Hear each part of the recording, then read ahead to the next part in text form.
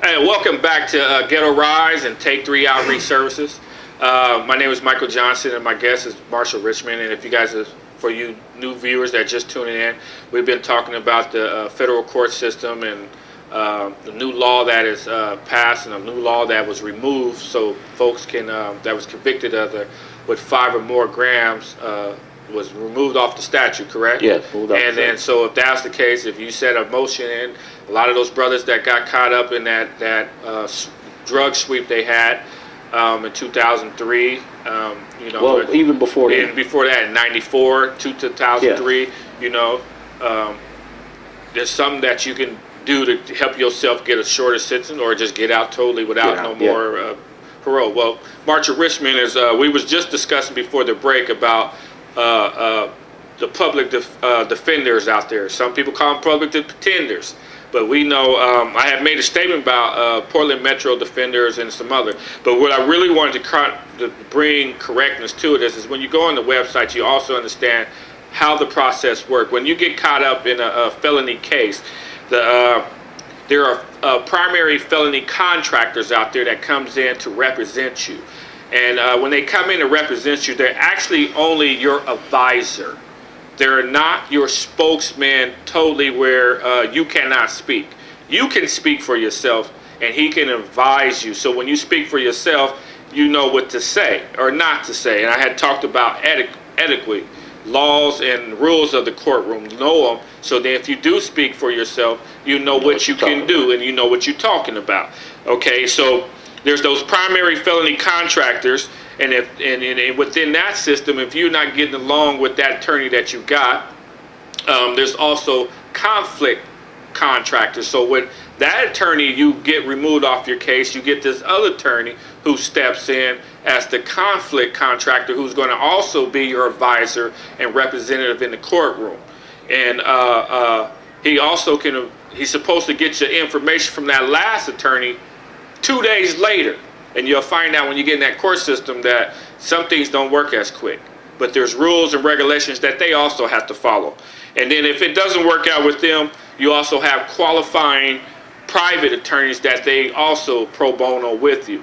And I want to say this, they all get paid whether you win or lose. Yeah. They're all going to get paid. And if I'm correctly, under the table, sometimes when they can get you to plea out, there's a little bit of a bonus right there. Whether it's from their own organization or it's from the court system itself. I'm not going to put out there and say it's from the court system itself, but I just want to say it is there. Okay, so now we're going to turn back to Marshall, because I got a question I want to ask him. And Marshall, so in saying that about the public defenders, when you got caught with your case, did you get treated fair? Was it equality? Was it fair justice when they was prosecuting you? I mean, well, the thing about it is, right, once a person that goes into any system, if you don't know the rules yourself, you just there. I mean, you just like an invisible person because you don't know what the language is. You don't know what needs to be done, how it needs to be done, or where it needs to be done at, right? But me being me, and I was, adamant about trying to find out why I went to the penitentiary. I goes through my research of my own thing, and here's an affidavit from the police department, right? Because they have to have an affidavit to take to the magistrate to get a warrant to come and arrest you of the illegal act that you had, allegedly done. Okay. Right? So when they come get you, now they take this information and they take it to the grand jury. Well, if this information in this affidavit is all what you got, this is all what you can use, right? Here it is that I had 6 control buys, right? After each control buy, the police submitted each control buy to the lab, right? She writes in her report that the receipt number of the crime lab tested, and she wrote, this tested positive for controlled substance cocaine. And that was the major issue that I was trying to present to the judge to let him know, okay, well, if mine was tested positive for cocaine, how did they go to the federal grand jury and I wind up with a crack indictment? Which is very important because crack and cocaine is two different substances Yeah. in Congress's eyes. Yeah, well, because they give you a definition of what cocaine is, and they give you a definition of cocaine base, which is crack. Yeah, well, when they called all black people crack dealers, even if they had cocaine, where when the opposite of our counterparts, the white American, had cocaine, it was called cocaine. Yeah. But see, and you got sentenced different. I got sentenced, and you got treated different in the court system. Well, the thing about it is my attorney worked with the. I'm not going to tell you that I never did what I did, but this crime I didn't do. You see what I'm saying? Being that I can prove that they don't have crack, they had powder cocaine. I can prove that the tapes that they used in my case was altered. They had altered them. The money that was found in my house was $6,000. Now I just had a settlement that was worth $94,000 because my house burnt down. The judge never allowed that into evidence because he didn't want to show the jury that I had legal money. So basically, my whole case was, well, let me get to the informant. The informant gave a description of a house that he went to. The house that he described was not my house. And they still believe that he came to my house. Even after he testified of coming to a wooded door and the living room was to the left. They showed a picture of my house, the whole front. My living room is clearly on the right-hand side, and the door was metal. The door was metal. When I bought the house, it was metal. It was never wooden. So I'm thinking my attorney helped the government, because if she would have presented this to the jury the way it was supposed to, because an attorney that sits up there and tell you, oh, they've been an attorney for 15 years, only thing they telling you is that we know how to manipulate the system to where we gonna make them believe what I want them to believe. Not really the truth. So you get manipulated right off the bat. Right off the bat. Because you're just a number anyway. Yeah. You're what you say, you're invisible. Yeah, you're invisible. You're not even there, really, because you can't even represent yourself. You can't talk. If you can't talk, you can't say nothing. Right. Then how you gonna defend yourself if you can't say nothing? So it was a situation like 3 months ago that this occurred, and I presented this same situation to a judge. The judge excluded the whole argument, saying that they're not going to deal with the crack because it doesn't exist. It's not there. So he was like, you know, we're going to talk about your other issues now.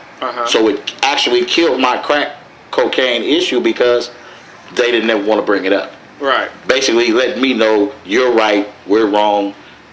We're going to just talk about this other stuff. Right. So you did not get fairly treated. Fair justice in the justice system. And so for y'all that are listening to this, as you know, we try to teach our kids and our young adults out here now that are hustling, that are trying to make $1. Now, you know, like I know, that they're not looking at the consequences, but more as making $1 and getting out of the struggle that is about. But today I brought on Marshall Richmond, you know, to get his word out of his situation, 1. 2, to show you and others that if you do the work yourself, it will pay off. Because he's here today, but his presence. He's here today with his evidence. He's here today saying, look, my fight's still going even though I'm out. And even though I'm out, I'm going to fight, and not for just myself, for others. But he's also got a message too. He's got a message for you that are out here today. And it's very important because we really want that message to get by. Young man, come here. Come up here on the stage with us. Right now, come up here, because see, it's very important that this message get out, because the fastest growing population in the justice system right now is women and children. Okay? These kids right here are growing up and going right into the system. And as they go into the system, Ain't nobody there to teach them. There's nobody to teach them. You know, we try to teach them before we get there, but they do end up in the system. The numbers prove it. Okay, but if they're going to end up in the system, we got to do a great job of keeping them out of the system. 1, 2, if they get into justice, let them get a fair and chance to fight for their life. Okay, Brother Richmond, go ahead and give them some last words.